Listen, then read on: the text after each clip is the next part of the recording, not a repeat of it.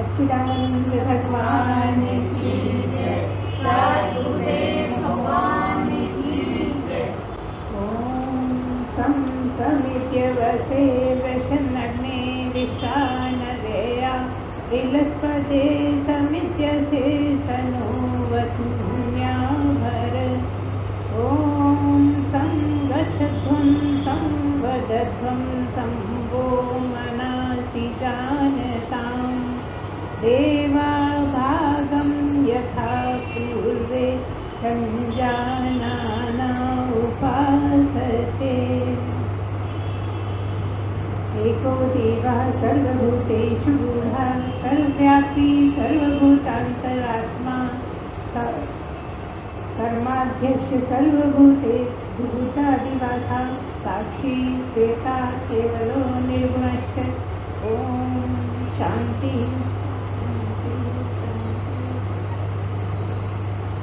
दो प्रश्न है। एक प्रश्न है कि ये 5 कोश हैं, तो एक उसमें से आनंदमय कोश है। 5 कोश जो बताए गए हैं, इनमें जो आखिरी वाला कोश है वो आनंदमय कोश है, 5वां वाला। तो क्या आत्मा यही है या इसके आगे भी कुछ है? दूसरा प्रश्न है कि सब ब्रह्म ब्रह्म ब्रह्म की बात करते हैं, ब्रह्म की चर्चा करते रहते हैं। इतनी देर सत्संग जो होता है ब्रह्म को लेकर ही होता है। तो कहते तो ये है कि ब्रह्म को बोला नहीं जा सकता, ब्रह्म को मुंह से बोला नहीं जा सकता, सुना नहीं जा सकता, कहा नहीं जा सकता, सूंघने में नहीं आता, चखने में नहीं आता। तो फिर ब्रह्म को कैसे बोलते, क्या बोलते, क्या है, क्या उसको माने? जो बोलते हैं वही ब्रह्म है क्या? यही समझना है। पहले पंचकोश की बात है। पंचकोश की चर्चा अक्सर करते हैं हम। कौन कौन से पंचकोश हैं? एक अन्नमय कोश, प्राणमय कोश, मनोमय कोश। कितने हुए? 3 हुए। और चौथा विज्ञानमय कोश, 5वां आनंदमय कोश। ऐसे ये 5 कोश हैं। जैसे नाम है वैसे ही उनका कार्य है। ये कोश क्या है, इनका क्या मतलब है, क्यों 5 कोशों में बांटा गया है? इसका मतलब यह है कि आप एक एक कोश को समझो और एक एक कोश में प्रवेश करते जाओ। आप समझो और समझ के उसकी शुद्धि करो। जैसा जैसा कोश है उसको समझ लेने के बाद शुद्धि करो। ये सारे कोश एक के बाद एक के बाद एक अंदर की तरफ हैं और सबसे अंदर आत्मा है। तो जैसे बोला कि अन्नमय कोश, तो अन्न की आप ध्यान रखो कि क्या खा रहे हैं, क्या खाना चाहिए, क्या नहीं खाना चाहिए। हमको छोटे में बता रहे हैं जो प्रश्न से हटकर। तो क्या मतलब है, ये जो 5 कोश हैं, एक एक कोश की आप शुद्धि करते जाइए, समझते जाइए, गहराई से समझिए। और जहाँ नहीं समझ में आता तो फिर से पूछिए। तो अन्नमय कोश क्या है? अन्नमय कोश से हमारा शरीर बना, जो हम खाते हैं उससे हमारा शरीर बनता है। और अगर हम सत्संगी हैं तो हमें खाने पीने का बहुत ध्यान रखना पड़ेगा। क्यों? क्योंकि बोला गया है जैसा खाए मन वैसा होए मन, है ना? मतलब जैसा तुम खाते हो उसके अनुसार ही आपका मन सोचता समझता है, करता है। जो भी समझता तो समझती तो बुद्धि है, लेकिन तब भी जो सोचेगा उसके अनुसार बुद्धि तो करेगी। जो दिमाग में आएंगी बातें, जो जो संकल्प विकल्प उठेंगे उसी को फिर बुद्धि निर्णय लेती है। तो सही गलत कैसे होगा? मन पर आधारित है। मन में किस तरह के विचार उठ रहे हैं उस पर ही सारा डिपेंड करता है। इसलिए कहा कि जैसा अन्न खाओगे वैसा शरीर होगा, और शरीर का मन है इसलिए मन पे असर पड़ेगा, और मन पे असर पड़ेगा तो आप अच्छा और बुरा सोच समझ पाएंगे और आपका जीवन होगा। फिर कहा प्राणमय कोश।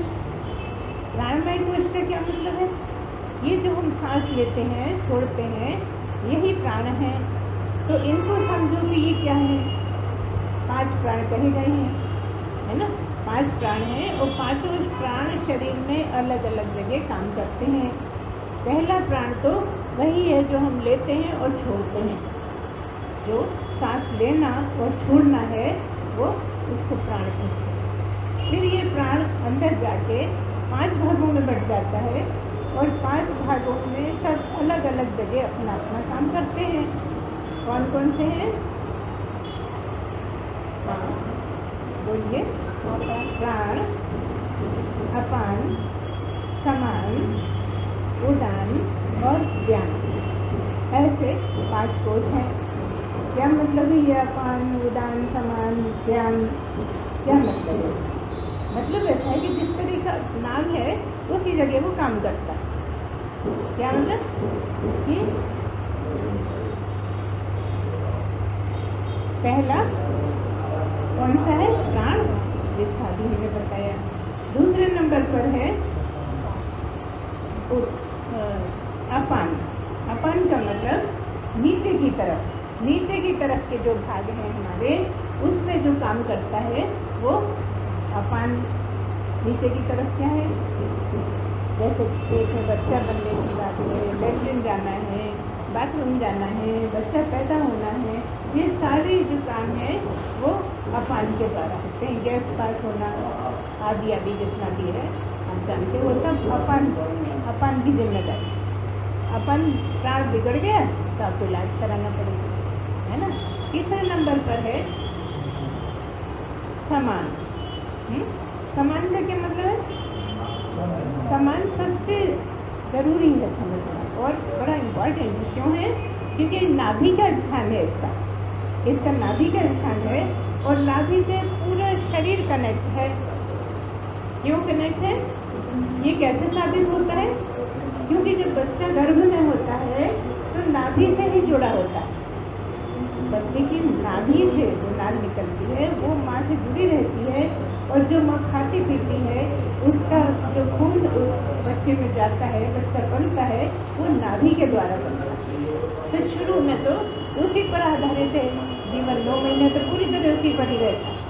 लेकिन वो समाज जो है बहुत बहुत इम्पोर्टेंट होने के कारण उसका ध्यान रखना पड़ता है। ठीक है, अगर कुछ गड़बड़ होती है, पेट दर्द होता है तो मतलब क्या हुआ कि समान वायु जो है, समान प्राण है, वो आपका बिगड़ गया है। चौथे नंबर पर है उदान। उदान क्या है? उदान का काम है गले से ऊपर के भाग का संभालना, ऊपर के भाग का सारा काम करना। अब ऊपर का आप सोच लीजिए क्या क्या काम है ना। ऊपर दिमाग भी है, ऊपर नाक भी है, ऊपर आँख है, ऊपर मुंह है, गला है। तो एक एक काम उसका सोच लीजिए। कान है तो वो कौन क्या है, कौन संभाल रहा है उसको? उदान संभाल रहा है ना। उसमें आ जाती है छींक आना, उबासी आना, आंसू आना, है ना, झपकी आना, ये सारी चीज़ें जितने भी हैं, इससे ऊपर का जो भी है विचार करिए, चिंतन मन, इसीलिए मनन आवश्यक कि जो हमने बता दिया उसको दूर तक सोच के आप खोदो, उसको समझो और जहाँ गाड़ी अटक जाए वहाँ पूछो। यही तरीका है श्रवण के बाद मनन। इसी को बोलते हैं कि आप जोर लगाइए, सारा गुरु नहीं बता पाएगा, है ना। एक दिन में सारा नहीं बताया जा सकता और बहुत दिन तक बोलो तो भी बहुत से पॉइंट छूट जाते हैं। इसलिए हम आपसे बोलते हैं कि आप प्रश्न रखो। तो जब चिंतन करोगे ना, मनन चिंतन करोगे तो फिर प्रश्न उठेंगे उसमें से, क्योंकि जहाँ गाड़ी अटकेगी वहीं प्रश्न खड़ा हो जाएगा और जहाँ प्रश्न खड़ा हो जाएगा वो आप आके पूछोगे तो सुलझोगे। सुलझना ही है यहाँ, और कुछ नहीं करना, बस यहाँ पर सुलझने का ही काम है। अभी तुम संसार में बहुत उलझे हुए हो, संसार की ही मान्यताएं लेके चलते हो, संसार जिधर आप ले जा आपको घुमा देता है, उधर घूम जाते हो। अभी परमात्मा के बारे में बस इतनी देर 1 घंटा सुन के और फिर जब घर जाते हो तो फिर संसार में ही रहते। रहना संसार में ही पड़ेगा, आपको रहना संसार में ही है, क्योंकि सारे ग्रस्त हैं। लेकिन क्या सोचना है कि अब हम सत्संग हैं, इसलिए मुख्य हमारा दायरा कहाँ है? सत्संग। संसार में करने का काम संसार में है ना, और मन कहाँ चलता रहे? परमात्मा में। आपको रहने का ढंग ऐसा सीखना पड़ेगा कि करने का काम तो सब ऐसे है, हाथों से होगा, पैरों से होगा, आँख, जितनी भी इंद्रियां हैं वो करने का काम करेंगी। तो इंद्रियों को तो लगा दो आप उसमें, और मन भी लगेगा आपको। भी बिना मन के कैसे काम करेंगे, बिना बुद्धि के कैसे काम करेंगे? तो आप बस जितनी ज़रूरत है उतनी देर बुद्धि को, मन को काम में ले लो। जब रेस्ट में होती है या फिर इधर उधर की बातों में चले जाते हो, वो वाला टाइम परमात्मा के लिए लगाओ। थोड़ा सा भी आप हटे, जो काम कर रहे हो उसमें बुद्धि लगी, और जैसे ही हटे कुछ और सोचने के बदले सीधा परमात्मा में। मतलब क्या? आपका मन और बुद्धि जो है परमात्मा को समर्पित कर दो।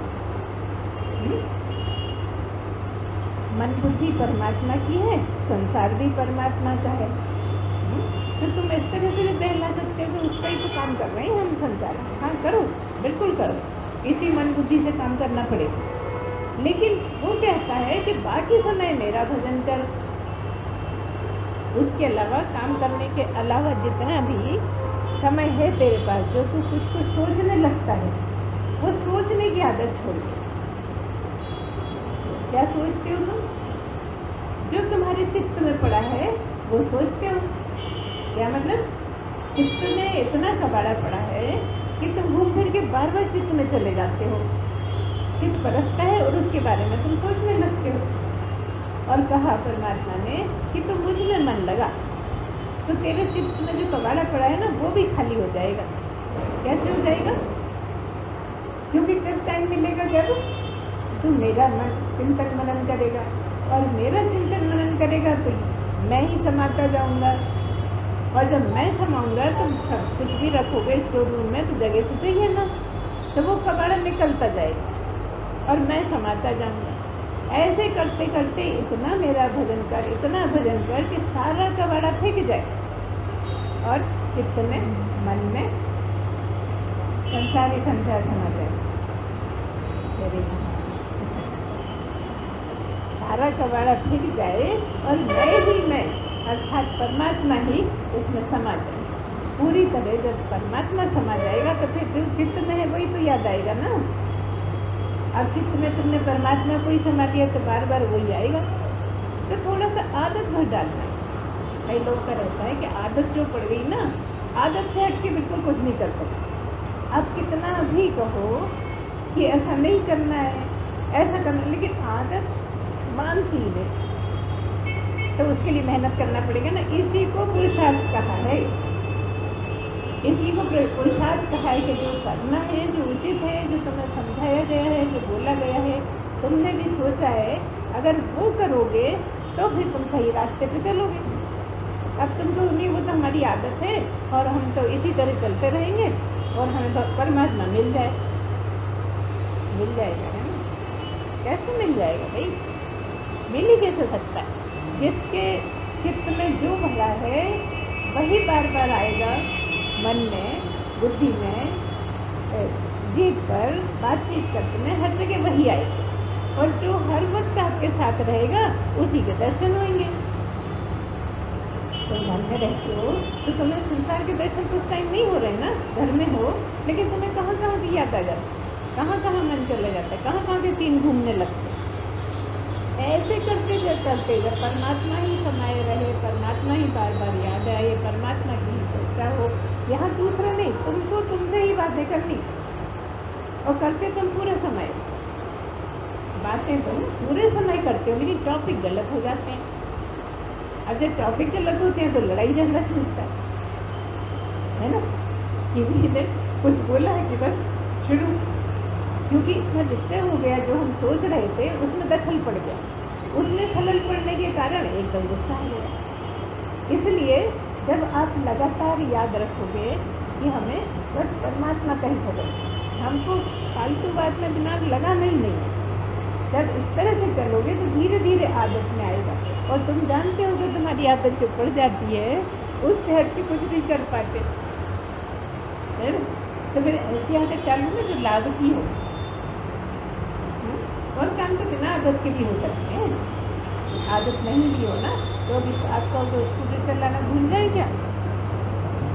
घर के काम भूल जाएंगे? नहीं, भूलना कुछ नहीं है, भूल पाओगे भी नहीं। लेकिन जिसको याद रखना है, जिसकी हमें ज़रूरत है, जैसे कोई बच्चा है उसको एग्ज़ाम देना है, मान लो 11th का एग्ज़ाम देना है, तो उसको बार बार याद रखना पड़ेगा ना, क्या क्या मेरा सब्जेक्ट है, कितना मेरा कोर्स है, कितना याद रहना चाहिए मुझे।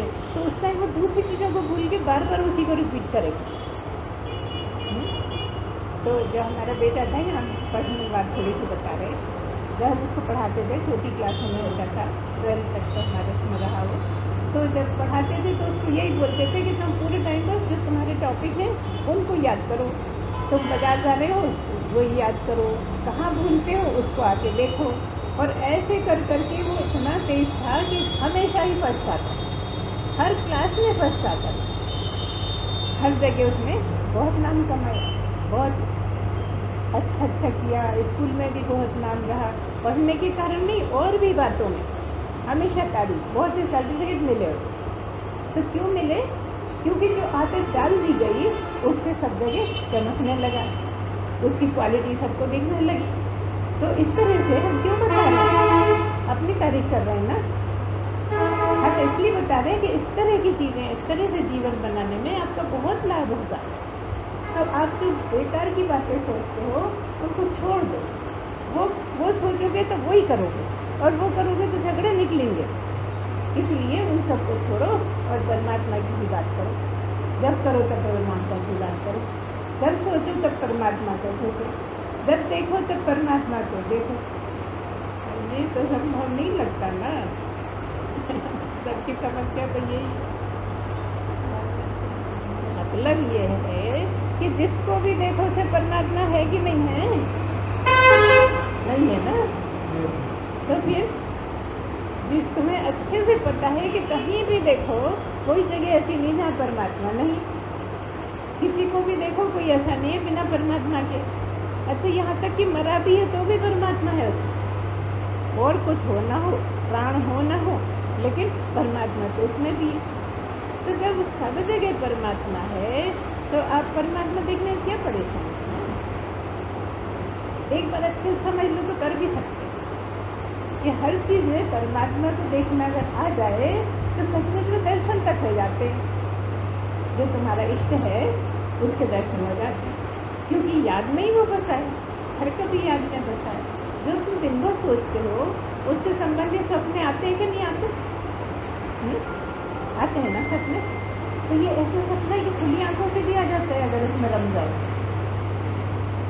होता कुछ नहीं, अगर होता तो सबको दिखता, शरीर से तो नहीं हो लेकिन है सब जगह, है ना।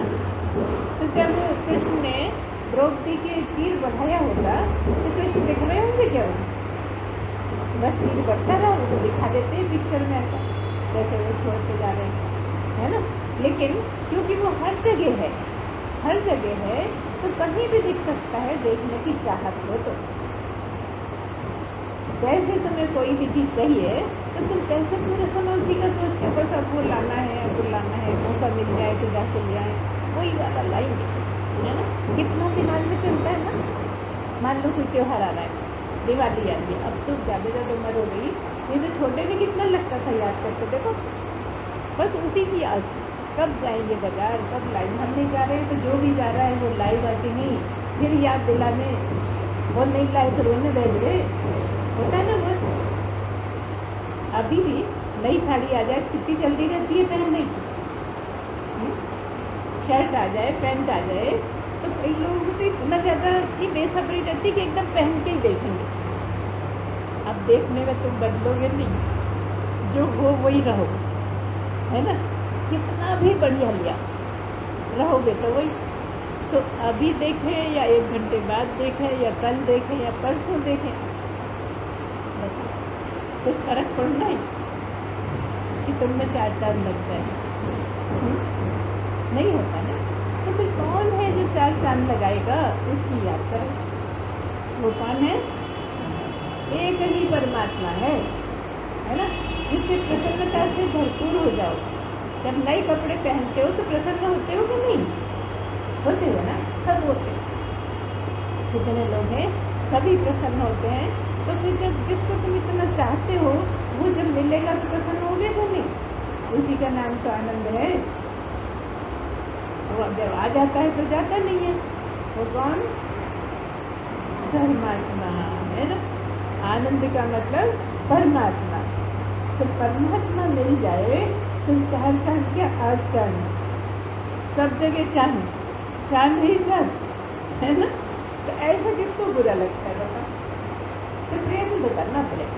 जैसे जगत में सब चीज़ पाने के लिए हम ये नहीं कह रहे कि प्रयत्न से मिल जाता है, लेकिन कोई भी चीज़ प्रयत्न करने में संभावना रहती है, लेकिन सबसे ज़्यादा संभावना परमात्मा की ही है। और कोई चीज़ मिले न मिले कोई गारंटी नहीं। हो सकता है इस जन्म में मांगी अगले जन्म में मिले, लेकिन परमात्मा को जब तुम चाहोगे ना, और जितनी एकाग्रता से चाहोगे, जितने पक्के मन से चाहोगे, जितना गहरा इरादा होगा, उतने ही जल्दी मिल सकता है। अब तुम्हारे ऊपर डिपेंड करता है कि कितनी उसकी तीव्रता कितनी है। बहुत कम होगी तो अगले जन्म में मिल जाएगा, और भी कम होगी तो अगले से अगले में मिल जाएगा।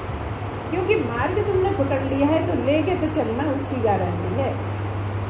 वही तुम्हें सदगुरु भी मिला दे। कपड़े भी बदल लिए ना, ये वाले नहीं, इसके नीचे वाले, है ना, कौन से? अन्नमय कोश वाले। तो वो तुमको वो चाहिए देगा। इसलिए जो पांचवा कोश है वो कौन सा कोश है? आनंदमय कोश। उससे पहले अच्छा वो नहीं है ना, प्राण पूरे, प्राण की बात पूरी नहीं, तो बात हो रही थी उनको ही पहले पूरा करते हैं। ठीक, क्या बात है?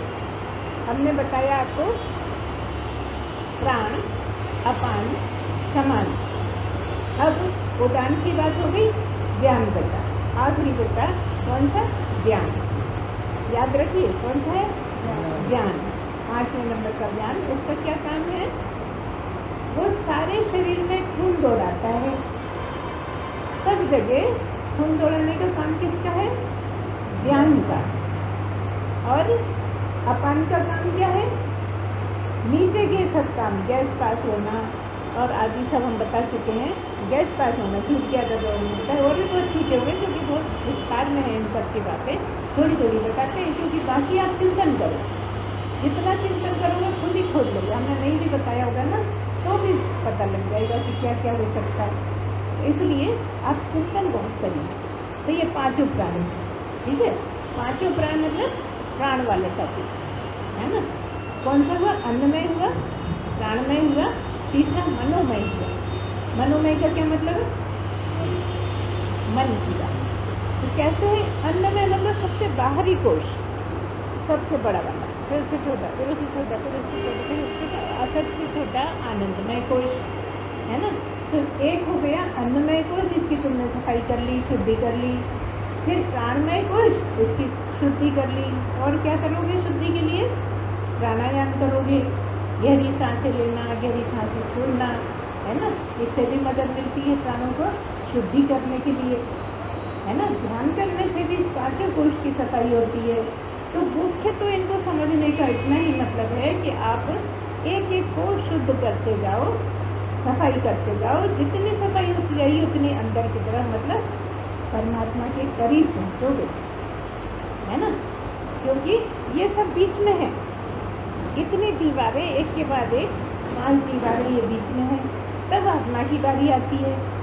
तो मन की बात हो गई। तीसरे नंबर पे मन है। मन का मतलब मन को शुद्ध करो। मन को शुद्ध करने की बात पहले भी निकल गई, प्राण के साथ में भी। क्या मतलब? कि आप जो सोचोगे, मन का मतलब संकल्प विकल्प। संकल्प विकल्प ही आपके अच्छी क्वालिटी की होना चाहिए। अच्छा सोचोगे विचारोगे तो बुद्धि अच्छा निर्णय लेगी, और गलत सोचोगे विचारोगे तो बुद्धि गलत निर्णय ले लेगी। तो ये दोनों साथ में ही हैं। मन ने संकल्प विकल्प उठाए और बुद्धि ने उसमें एक पर मोहर लगा दी कि हाँ ये सही है, ये गलत है, ऐसा कर ले, ऐसा मत कर, है ना। अब तुम सब कुछ करने के लिए थोड़ी बहुत सी बातें ऐसी सोचते रहते हो, तो उसमें से जो सही होगा, तुम्हारी बुद्धि किस तरह का सोचती है, क्या स्तर है, उस तरह के तुम्हारा निर्णय बनेगा, है ना। अगर बुद्धि गलत सोचती है ज़्यादा तो गलत निर्णय ले लोगे, और अच्छा सोचती है तो सही निर्णय ले लोगे। तो ये सब कुछ तुम्हारे खाने पर, प्राणों के आवागमन पर, मन पर डिपेंड करता है। बुद्धि का विचार करना, डिसाइड करना, जो डिसीजन लेना है वो किसका है, बुद्धि का काम। तो इस तरह से आपकी बुद्धि भी शुद्ध हो जाएगी। जितना अच्छा सोचोगे, जितने अच्छे निर्णय लोगे, तुम्हारे जीवन भी अच्छा होगा। सही सोचने से जीवन भी अच्छा होगा और चित्त भी अच्छा हो जाएगा। चित्त का हम बात पहले कर चुके। चित्त मतलब आपका ऐसा कमरा जहाँ पे सारी बातें आपकी याददाश्त पड़ी हुई हैं, और हर वक्त की, हर चीज़ की, जन्मों जन्मों की, दुनिया के सारे सामान जो तुम जानते हो, दुनिया की सारी जगह, पते, जहाँ जहाँ गए हो, जो जो देखा, इस जीवन में जो जो देखा है वो तो याद है, और पिछले जन्मों में जो देखा है याद नहीं मगर पड़ा वो भी है। वो कौन सा कमरा है, वो चित्त, जिसको कबाड़े की बात करते हैं। और यही सब कबाड़ा है। जितना तुम उसे परमात्मा बदलोगे, अगर तुम्हें इतना इम्पोर्टेंट लगता है तो फिर सत्संग बेकार है तुम्हारे लिए। तो सत्संगी है वो ज़्यादा याद नहीं रखते, उस उलझते ही नहीं। अगर तुम याद रखोगे तो बार बार रिपीट करोगे, है ना, बार बार दोहराओगे, और दोहराओगे तो परमात्मा को भूल जाओगे, उसी को याद करते रहोगे। तो जो याद करोगे वही ठहरेगा। अब तुमको उसमें बिल्कुल जमाई रखना है तो बार बार सोच सोच के अपनी बुद्धि खराब कर रहे हो। मतलब उसे कुछ घटना तो नहीं है ना। मान लो कुछ भूल गए, मान लो हम ताजमहल कभी देख के आए, अब हमें एक ही कमरे की क्या जरूरत है, याद करी देखे आए, ठीक है, सब देखते हैं, जो जाएगा वो भी देख के आएगा, हमें क्या करना है उसका बता के डिस्टाइम। कोई पूछे भाई कैसा है, तुम देख के आए, तुम भी देख लेना, तुम्हें पता लग जाएगा। ऐसा नहीं है कि कोई भी चीज़ का बहुत अच्छे से उसका विवरण कर सकते, ऐसा नहीं। अगर विवरण करना है तो परमात्मा की याद का करो, परमात्मा की याद में ही घूमो, परमात्मा में ही रहने का समय निकालो, पूरे समय, और टुकड़े टुकड़ों में जाना। क्योंकि पूरे समय फ्री तो हो नहीं ना कि बस एक ही काम है। बहुत से लोगों का एक ही काम है, बैठे हैं, उसको गाली दे रहे हैं, उसको गाली दे रहे हैं, बोल के नहीं दे रहे तो मन नहीं चल रही, तो वो गालियाँ हटा के परमात्मा को याद करिए। तो जितना ज़्यादा आप परमात्मा में रहोगे, इसको कहते हैं परमात्मा में रहना। एक संसार में रहना, एक परमात्मा में रहना, उसमें रमे रहना। मैं मतलब ऐसा नहीं कमरे में और कमरे से बाहर। परमात्मा में मतलब उसी का सोचना, उसी की आराधना, उसी का चिंतन, उसी का मनन, उसी के लिए आगे का सोचना, क्या करें क्या नहीं करें, कैसे करेंगे क्या करेंगे, है ना। ये सब बहुत कुछ होता है सोचने। अगर उधर मन लगने लगे ना तो आपको बहुत सी बातें सोचने में आएंगी, और जितना सोचोगे तो कहा है कि जितना खोदोगे उतना पाओगे, है ना। तो अब कितना पाना है उसके हिसाब से पुरुषार्थ करिए, और पुरुषार्थ यही है, कोई दंड बैठक लगाने की बात नहीं है। अन्नमय कोष को सही करने के लिए दंड बैठक लगाना अच्छा है, कसरत करना अच्छा है, लेकिन परमात्मा की खोज में दंड बैठक लगाते टाइम भी परमात्मा को याद करोगे तो मिल जाएगा, है ना। देखो प्राणायाम तो बहुत लोग करते हैं, लेकिन भगवान का नाम नहीं लेते। अगर आपको उस टाइम ये याद रहे कि हर सांस में भगवान को बोलना है, तो आपके बहुत नज़दीक है भगवान। और हमें तो बहुत छोटे में ये सब सिखा दिया गया है। कोशिश करो कि कुछ भी एक्सरसाइज करते हो, कुछ भी सांस की करते हो, किसी की भी करते हो, तो हर सांस में आपको नाम ओम का चले, है ना। बड़ा आसान सा है ओम नाम, राम नाम, है ना, बड़ा, इससे आसान कुछ हो नहीं सकता। कृष्ण में तो आप फिर भी किशन कर दोगे, है कि नहीं, कितना ही बिगा दोगे कि कृष्ण, पता नहीं कैसे कैसे बोलते हैं, हमें आता नहीं। तो इस तरह से आप बिगाड़ सकते हो, लेकिन राम का और ओम का नाम ऐसा है कि कोई बिगाड़ने की गुंजाइश ही नहीं, बिगड़ ही नहीं सकता, है ना। तो इतना आसान है तो उसका लीजिए नाम, जितना नाम लेते रहोगे पूरा समय। तो क्या हुआ फिर, बुद्धि की जो बात है विज्ञानमय कोश, उसके बाद क्या है आनंदमय कोश। अब आए आप आनंदमय कोश, है ना। तो आनंदमय कोश का क्या मतलब है? जब आप आनंदमय कोश तक आ गए, इसका मतलब हो गया कि आप आनंद में हैं। आनंद मतलब भगवान परमात्मा कहा है ना, जो परमात्मा में रहता है वो पूरे समय आनंद में रहता है, उसको आनंद मिल जाता है, तो उसकी आनंद की खोज हो गई, ऐसा कहते हैं ना। तो आनंदमय कोश तक आते आते आप परमात्मा में खोने लगो, लेकिन अभी आत्मा मिली नहीं, ये समझने की बात। यहाँ से फिर से गिरने के चांस हो जाते हैं, इसलिए बहुत से लोग ऐसे हो जाते हैं जो आनंदमय कोश जाने के बाद अहंकार में आ जाते हैं, अपनी तारीफें करने लगते हैं, बोलने लगते हैं और वहीं से सब पतन होने लगते हैं। इसलिए समझदारी इसमें है कि अगर आपको थोड़ा भी एहसास हो गया कि आनंद मिल गया, आनंद पा लिया, तो बिल्कुल है ना। इस तरह से हम 1.5 साल रहे, 1.25 साल, और इसीलिए पक गए।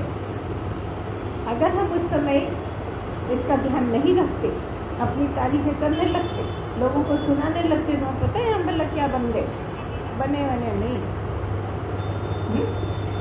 तो जो इस तरह से चुपचाप से चलते हैं ना, चोरी सबसे ज़्यादा वो सतर्कता का टाइम होता है, तो फिर आत्मा में प्रवेश हो जाता है, क्योंकि वह ऐसा समय है कि परमात्मा मन में रहता है, ध्यान में रहता है पूरे समय, जिसका अभ्यास करा है। अब उस जगह पहुंच गए जो ट्राई कर रहे हैं, लेकिन क्योंकि अहंकार आ गया, क्योंकि अपने को बड़ा समझने लगे, तो उससे संबंधित दिमाग में बातें आने लगी, तो आप गिर गए थे, सारी मेहनत बेकार। ऐसे 2-4 लोग हैं हमारे पास, हम बोलेंगे नहीं नाम, लेकिन ऐसे लोग हैं जो वहाँ तक गए हैं, लेकिन बस सारे में बोलने लगे, फिर हमें सुना के वैसी बातें करने लगे कि हम भी जान रहे हैं, वो भी जान रहे हैं, लेकिन स्वयं ही स्वयं के दुश्मन बन गए। तो बोलने लगे बिना आज्ञा के, अभी हमने आज्ञा नहीं दी कि बोलना शुरू करो, लेकिन बोलने लगे कि अब तो हम पहुँच गए, अहंकार में आ गए, अपनी तारीफें करने लगे, थोड़ी देर में सब बेकार है। इसलिए अगर किसी की भी स्थिति ऐसी बनती है तो उसको चुपचाप रह के निकालो सब। जितना ज़्यादा समय निकलेगा उतना ही अच्छा है, उतना ही पक जाओगे। क्योंकि छोटे छोटे बच्चे अगर कहीं छोड़ दिए जाएं जंगल में, माँ या पिता कोई नहीं हो साथ में, तो भेड़िए ले जाते हैं। ऐसे ही शुरू का आनंद वाला ज्ञान, छोटा बच्चा है उसको भेड़िए ले जाते हैं। तो यही कारण है कि बहुत लोगों को मौका होता है कि वहाँ तक पहुँच जाए, लेकिन नहीं पहुँच पाते। ये नासमझी आ जाती है, जो अहंकार आ जाता है वो सब गड़बड़ कर देता है। क्योंकि क्या होता है कि वैसे तो अहंकार कहीं 30% है, 40% है, 50% है, 70%, लेकिन परमात्मा का अहंकार 100% है। परमात्मा का अहंकार 100% है, जो होता नहीं, दिखता नहीं, और दिखा दिया तो गया। ये जगत का अहंकार दिखाने का है, और परमात्मा का अहंकार ढक के रखने का है। समझना नहीं है, कितनी ही ऊंचाई पाली हो, समझना नहीं है। समझ रहे कि चने के झाड़ पे गिरे, है ना, इसलिए समझना नहीं है। क्यों, कैसे समझना है, फिर क्या सोचें? ऐसा सोचे तो कुछ भी नहीं क्या चीज़ हो गई। एक से एक बड़े लोग हुए, मैं तो कहीं किसी के पैर की धूल भी नहीं हूँ, और फिर वो तो परमात्मा है। मैं तो जिंदगी भर इसी को अपना समझता रहा, मैं तो गफलत में ही रह गया, सारा जिंदगी निकाल दी मैंने इसी को मैं समझ के। तो अब जो चंद घड़ियाँ मिली हैं उसमें मैं क्या अहंकार दिखाऊं? तो इतना सतर्क रहना पड़ता है कि पता भी न चले किसी, तब सफल हो जाते हैं। तो ये आनंदमय कोश बात है कि आनंद के आगे भी कुछ होता है। हाँ, आनंद के बाद ही तो उस डब्बी में रखा है आत्मा। 5 डब्बी, एक सबसे ऊपर अन्नमय कोश का डब्बा, उसके अंदर बोलते जाओ प्राणमय कोश का, उसके अंदर मनोमय की डब्बी, और अंदर गए तो विज्ञानमय की डब्बी, कोश कहो या डब्बी कहो, है ना। और तब उसके बाद सबसे छोटी सी होती नहीं है छोटी बड़ी, समझने की बातें हैं कि सबसे छोटी सबसे आखिरी वाली डब्बी काय के लिए भी कुछ रखा होगा तभी तो होगी ना डब्बी। कोश है तो कोश में कुछ होगा ना। तो अगर कोश है किसी का, कोषाध्यक्ष है, तो उसमें कोश का क्या मतलब, मनी, बहुत सारा पैसा। तो यहाँ का पैसा क्या, आत्मा। सबसे छोटी वाली आनंदमय कोश, छोटी डब्बी, आनंद की डब्बी। और उसके अंदर अगर आप पहुँच गए तो आत्मा में एक हो गए, तो उसको कहते हैं आत्मा को समझ जाना, आत्मा को जान लेना, आत्मा ही हो जाना। क्योंकि जानना ही तुम्हें तो मनी हो ही जाएगी, ऐसा है ना। तब इतना स्पष्ट कह दिया तुलसीदास ने, तो बचा क्या कहने को। कितनी सी बात है कि जान लिया तो हो गए। तब भी लोग मजाक उड़ाएंगे, तरह तरह की बातें करेंगे, बहुत आपको कोशिश करेंगे हिलाने की, गिराने की। और आप अकड़ के ज़्यादा बताओगे अपने आप को, बहस करोगे, ज़बरदस्ती की बहसबाजी होगी तो भी गिर जाओगे, क्योंकि अभी बहुत नहीं पके हो। तो इसलिए आप इसको समझो। ये जब पहुँचे आखिरी डब्बी के बाद जहाँ स्थापित हुए, वो कौन सी जगह है, ब्रह्म, आत्मा, सच्चिदानंद, परमात्मा, है ना। क्योंकि जो आत्मा वही परमात्मा है ना। जब उसको समझा तो वही हो गए, तो वही आखिरी क्या हुआ, ब्रह्म।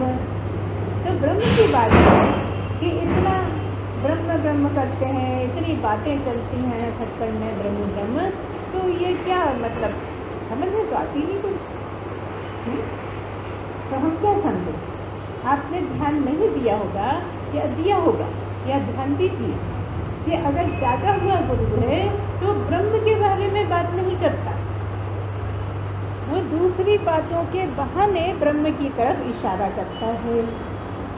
क्योंकि सारी बातें की जा सकती हैं, सबका विवरण किया जा सकता है, सबके बारे में बोला जा सकता है, लेकिन परमात्मा के बारे में कोई समर्थन नहीं है। परमात्मा के बारे में मतलब ब्रह्म के लिए कुछ बोल ही नहीं है। तो क्या कहा है, उसके लिए कहा है कि वहाँ तक तो इंद्रियों की भी पहुँच नहीं है, न कर्मेंद्रियाँ पहुँच सकती हैं, क्योंकि कर्मेंद्री करती है, करेंगी तो आके बताएंगी, है ना। और ज्ञानेंद्रियाँ समझती हैं, समझेंगी तो बताएंगी, तो मैं समझाएंगी। अब ना तो कर्मेंद्रियों ने कुछ करा, न ज्ञानेंद्रियों ने कुछ समझा, तो मैं समझाएं क्या। तो कह दिया ना वहाँ कर्मेंद्रियों की पहुँच है, न ज्ञानेंद्रियों की पहुँच है, न मन के ही बस का है कि वो ब्रह्म को समझ ले। तो फिर समझने वाला कौन है आगे, न बुद्धि समझ रहा, कौन है समझने वाला, वही मतलब यहाँ पर कौन है, स्थूल चीजों के अलावा कौन है, जीव। और जीव मतलब जो आत्मा स्वीकार ना किया ना, और जीव का मतलब कोई नहीं, ठीक है ऐसे ही चलता। जीव का मतलब ये शरीर भी, और किसके सहित, परमात्मा के सहित। जो परमात्मा के सहित शरीर है वो जीव है, केवल यही शरीर नहीं, क्योंकि जब तक दिखता है तब तक ये है, और जब तक नहीं दिखता तब तक अब सूक्ष्म शरीर है ना, तो शरीर तो है ना। तो जीव का मतलब परमात्मा और शरीर। तो परमात्मा के बिना शरीर नहीं, तो परमात्मा ही परमात्मा। तो जो जीव में परमात्मा है वही समझता है, जीव की इच्छा रहती है समझने की, और परमात्मा समझाया है। तो जैसे ही परमात्मा में प्रवेश होता है तो तुम समझाए, क्यों नहीं समझे थे, या पहले नहीं थे आत्मा, नहीं, सदा से ब्रह्म थे, सदा से आत्मा थी, लेकिन कहाँ लिप्त थे, इसमें संसार में लिप्त होने के कारण अपनी कोई खोज खबर नहीं थी, अपनी कोई खैर खबर थी ही नहीं, अपनी तरफ कभी ध्यान गया ही नहीं, और गया तो ये मैं, इसलिए ये सब मेरा, ये तू इसलिए ये सब तेरा, बस इसी में लगे। मैं और मोर तोर पे माया, ये मेरा ये तेरा, बस यही माया, इसी में उलझे रहे। तो जब हमने जाना कि ब्रह्म ही हूँ तो खोज करा, फिर सब चीज़ें हटाते गए हटाते गए हटाते गए। जब सब हटा दिया तो कुछ ना कुछ तो जरूर बचा होगा। दिखने वाला तो सब हट गया, लेकिन नहीं दिखने वाला जो नहीं हटा वो कौन? वो न जीवित रहने में हट सकता है न मरने में हट सकता है, वो कौन? वो परमात्मा। और जिसके होते जीवित रहते हैं वो कौन? वो परमात्मा। जिसके होते देखते सुनते सकते आदि आदि सब करते हो वो कौन? परमात्मा, है ना। तो वो कौन? वो तुम। अच्छा तुम नहीं तो सुन सकोगे? यहाँ पे तुम नहीं हो तो सुन पाओगे, देख पाओगे, क्या कर पाओगे? बताओ, चल पाओगे? परमात्मा है, डेड बॉडी में भी है, लेकिन यहाँ कौन से तुम की बात? जब तक जीव है तब तक इसको मैं समझते हैं, लेकिन कर्ता कौन है? परमात्मा के होने से सब होता है। कर्ता तो यही है, कर्ता दिखता भी यही है, लेकिन वो अगर नहीं तो क्या करोगे? अगर करंट नहीं तो लाइट कैसे जलेगी? करंट नहीं तो मशीनें कैसे चलेंगी? करंट नहीं तो प्रेस कर लोगे क्या? इसलिए परमात्मा आपका करंट है ना। अच्छा करंट लगता है तो दिखता है क्या? किसी को देखा है करंट लग रहा था? दिखने वाला कौन? वही जिसको लग रहा था। लेकिन करंट किसको पता लग रहा है? वही जिसको लगा, पता ही लग रहा है, दिखता नहीं है ना। बाद में उसकी हालत दिख जाती कि क्या हालत होगी, लेकिन करंट दिखता है। ऐसे ही होते हुए जो नहीं दिखता मगर होता है, इसकी गारंटी दे देता है वो परमात्मा। वो ही बता देता है कि तू नहीं मैं ही मैं, तू ही मैं ही मैं।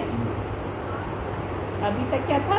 मैं अलग और तू अलग, वो अलग तू अलग, है कि नहीं? लेकिन अब क्या हुआ? अब तू ही तू और तू ही मैं और मैं ही मैं, बस मैं ही मैं। यहाँ तक की बात है। अगर इतना समझ में आ जाए तो मुझे सब समझ में आ गया। तो अब सवाल ये चल रहा है कि ब्रह्म की बात तो होती नहीं है, फिर कैसे ब्रह्म को कोई नहीं करता? ब्रह्म की अगर जागा हुआ गुरु है तो ब्रह्म ब्रह्म ब्रह्म नहीं करेगा, और अगर जागा नहीं है तो पहले सेंटेंस से ही ब्रह्म की बात करेगा। करते हैं यहाँ पे लोग, शुरू से ही शुरू हो जाते हैं, जबकि उसका एक बोलने का तरीका है। वो अगर सच में पहुँच गए तो आपको तरीका नहीं करना पड़ता, वो होने लगता। वो तरीका अपने आप अंदर से आप उसी से पहचान हो जाती है कि असली ब्रह्म के नकली ब्रह्म जो नहीं है। वो शुरू से ही ब्रह्म की इतनी फटकार लगाएंगे कि बस बस आपसे इतना याद रखो कि मैं ब्रह्म हूँ। ठीक है, याद रखिए, बहुत अच्छी बात है। लेकिन हो गई क्या? सवाल तो यही आ जाता है, अटक जाता है ना। तो अगर हो गई हो तो अपने आप को ही चलेगा, वो फिर आपको करना नहीं पड़ेगा, वो होगा ही वैसा। थोड़ा बहुत सहारे के लिए हो सकता है, जो लोग बस ऐसा करना चाहिए वैसा करना चाहिए ऐसे चलते हैं, अच्छा है, लाभ उससे भी मिलता होगा, लेकिन हमें तो भैया कुछ याद नहीं रहे। कितना भी हम पढ़े हैं श्लोक वो नहीं बोल पाते, कितना ही कोई बता दे कि ये वो, जो यहाँ प्रश्न रख दिया बस वही बोल पाते।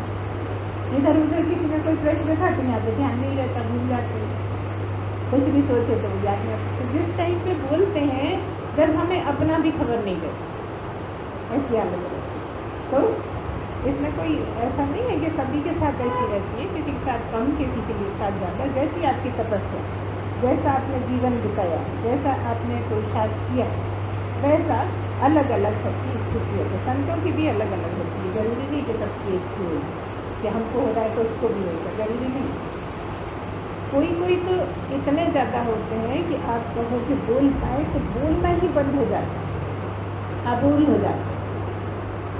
जब तक जानते हैं, जब तक सुनते हैं, जब तक सीखते हैं, जब तक पुरुषार्थ करते हैं, जब तक तो खूब बोलते रहते हैं। और जिस दिन प्राप्ति हुई बोलती बंद, ऐसे भी लोग होते हैं, ऐसी स्थिति में रहते हैं, लेकिन उससे ज़्यादा जी नहीं पाते।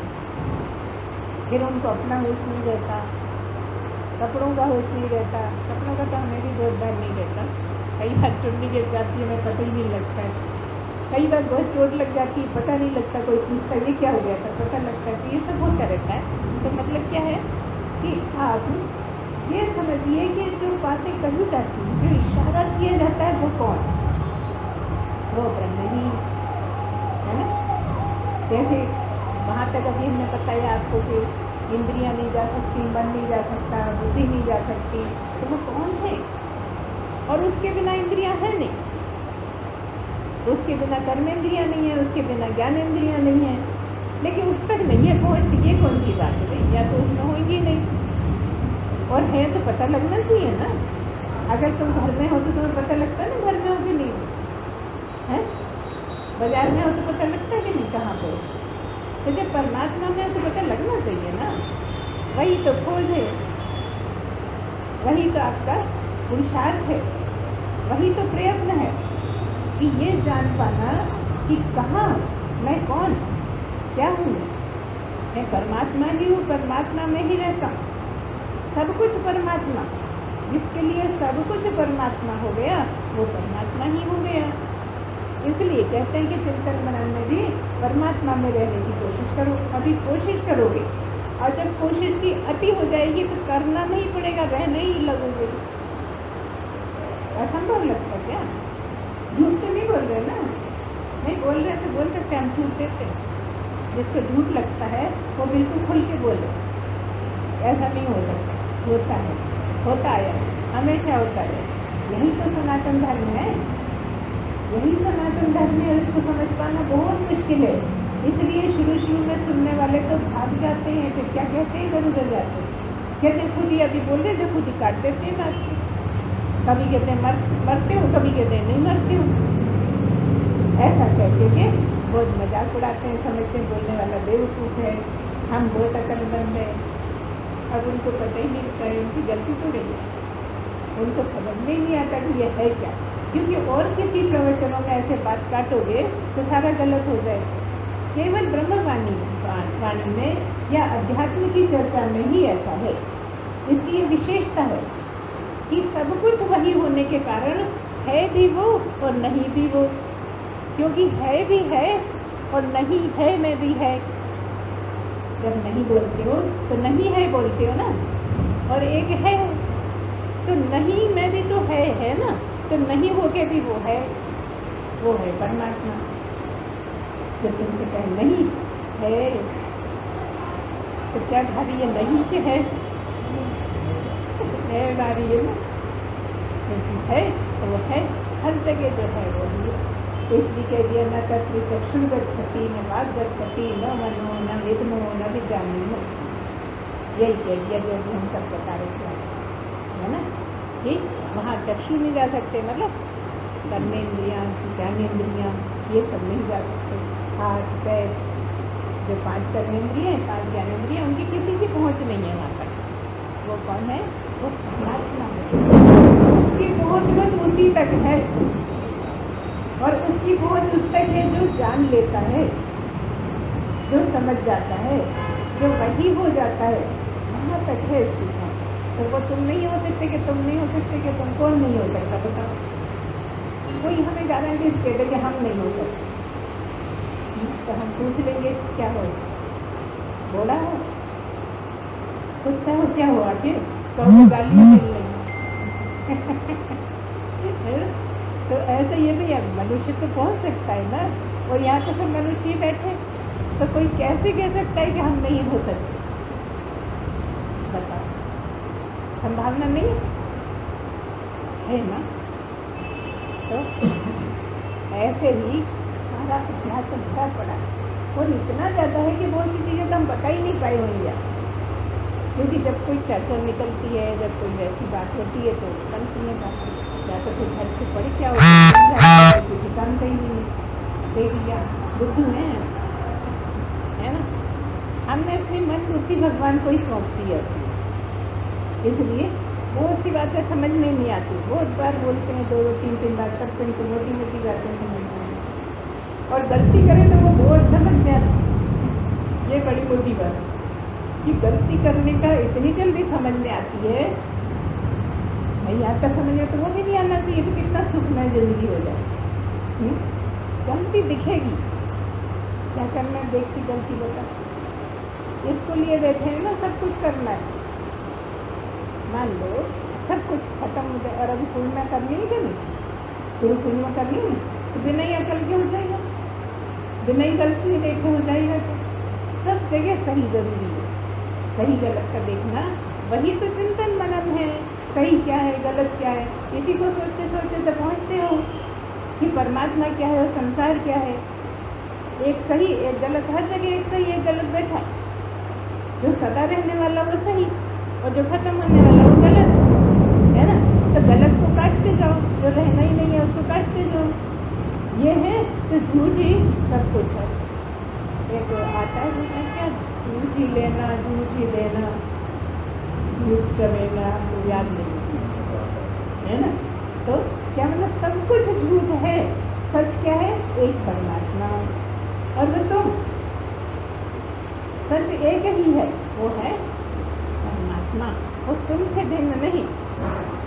तुम्हारे हुए बिना कुछ नहीं हो सकता, तुम्हारे हुए बिना दिन नहीं हो सकता, तुम्हारे हुए बिना रात नहीं हो सकती, तुम्हारे हुए बिना संसार नहीं हो सकता, तुम्हारे हुए बिना तुम नहीं हो सकते।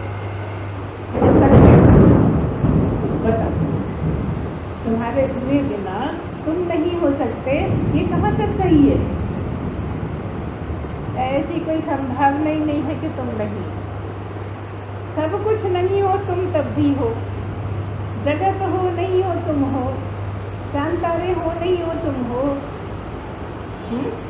लेकिन ऐसी चीज हो जो कभी मरते ही नहीं, तुम सदा रहते हो, तुम अमर हो, तुम अमृत हो, है ना। तुम खत्म होने वाली चीज ही नहीं, तुम शुरू नहीं होते, तुम खत्म नहीं होते, तुम पैदा नहीं हुए, तुम मरे नहीं, मरोगे नहीं। मरे बहुत बार हो, अगर गलत समझो तो मरते ही रहे, और अगर इस जन्म में समझ लो तो मरोगे भी नहीं, अभी तक मरते रहे। आगे बहुत संभावना है कि मरो ही नहीं, है ना। अब देख लो किसको मरना है किसको नहीं मरना है, आप ही देखिए। हम तो कुछ नहीं कह रहे हैं कौन मरेगा कौन नहीं मरेगा, सबका अपने हाथ में अमर होना, है ना। तो समझ लो, देख लो, और जो भी प्रश्न हो इसमें चिंतन मनन बहुत करिए और फिर अगली रखिए, पूछिए, है ना। हम हर चीज़ का जवाब देंगे, ठीक है। जो पढ़ी वाली बातें हैं ना उनको हम पूछते हैं, वो हमें बिल्कुल याद नहीं। जितनी भी पढ़ी वाली बातें हैं वो कुछ नहीं, साफ है बिल्कुल, तो उससे बुरा मत मानिए। अरे ऐसे महात्मा इनको इतना भी नहीं आता रामायण का, है ना। कई बार लोग सोच लेते हैं अरे रामायण तो आती नहीं है, ऊँची ऊँची बातें करते हैं, तो हमें ज़्यादा याद नहीं है, क्योंकि हम रामायण ही नहीं रहे, हम रामायण का ज़्यादा पाठ जगह जगह नहीं करा, हमने राम कथा नहीं करी, इसलिए पढ़ी है कई बार आवश्यक, बहुत कई बार भी नहीं कह सकते, पढ़ी है, जानते हैं, एक एक प्रसंग पता है, लेकिन याद नहीं तो रामायण में बहुत अच्छी अच्छी लाइनें हैं, बड़ी सजावट हो जाती है प्रवचन की अगर वो लाइनें जाते हैं। तो हम तुम लोगों से कहते हैं कि तुम लोग जाते हैं, अभी हमसे नहीं हो, अभी खास लाइनें बहुत याद कर सकते हैं। जिसमें उत्तरकांड की तो बहुत सी लाइनें ज्ञान मारती हैं, उत्तरकांड में इतना ज़्यादा है आपको, जो हम बोलते हैं उत्तरकांड पढ़ोगे तो बिल्कुल ध्यान आएगा जैसे गुरु माँ बोल रही है ना। इसलिए पढ़िए, जानिए, पढ़ना भी आवश्यक है, चलने दीजिए, अच्छे सबका चल रहा है, अब बस थोड़ी सी चिंतन मनन की कमी है, वो भी करिए, ठीक है। तो आज इतना ही, बोलिए सच्चिदानंद भगवान की जय, सद्गुरुदेव भगवान की जय। पूर्णमदः पूर्णमिदं पूर्णात् पूर्णमुदच्यते पूर्णस्य पूर्णमादाय पूर्णमेवावशिष्यते। ओम शांति शांति शांति। सच्चिदानंद भगवान की